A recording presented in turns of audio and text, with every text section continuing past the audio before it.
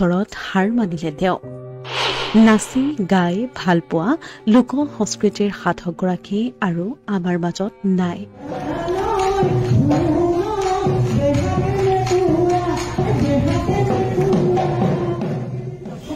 বলাইছে মাত্ৰ দুগৰাকী মানুহে শুদ্ধকে বলাইছে উভতাই নহয় এনেকে এনেকে লোৱা তুমি লোৱা এনেকে লোৱা আকৌ লোৱা অৱশেষত নিয়তিৰ ওচৰত হাৰ মানিলে অসমীয়া লোক সংস্কৃতিৰ গৱেষক দিহানাম আৰু বিহুৰ বিচাৰক ডক্টৰ ডালিমী কোঁৱৰে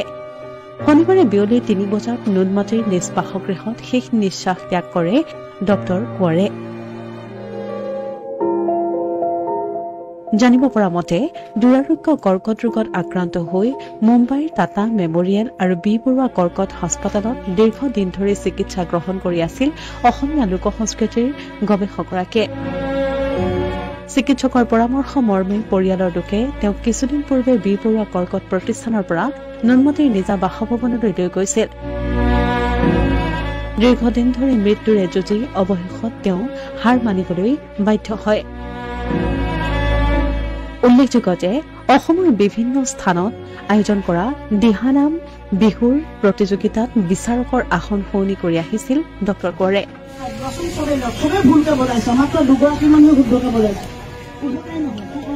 মৃত্যুৰ সময়ত তেওঁৰ বয়স হৈছিল প্ৰায় 67 বছৰ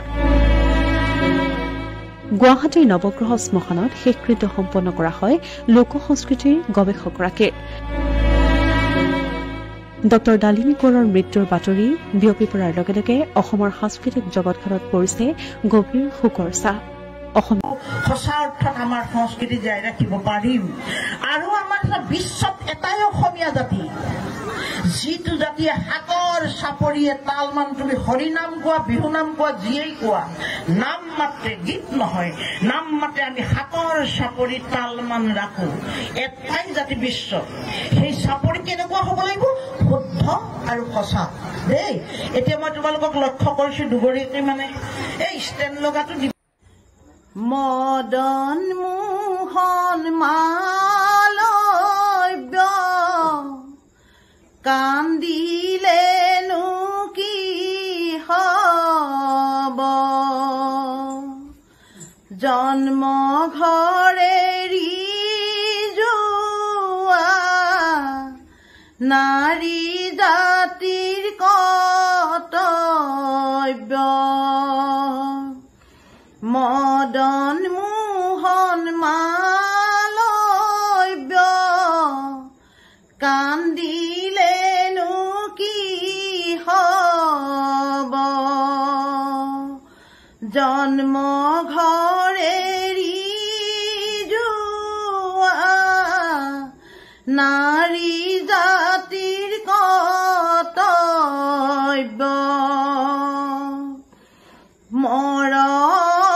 মৰাই পিতাই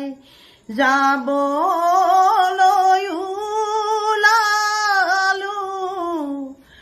আশীৰ্বাদ কৰিবা কুশলে থাকিবলৈ মৰাই পিতাই যাবৰ সময়তে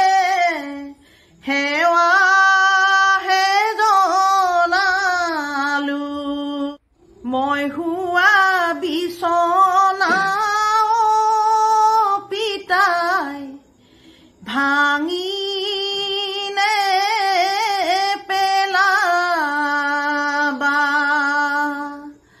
মই বুৱা তাঁতৰ শাল পিতাই খৰিনো পুৰিবা সময় পাম যেতিয়া পিতাই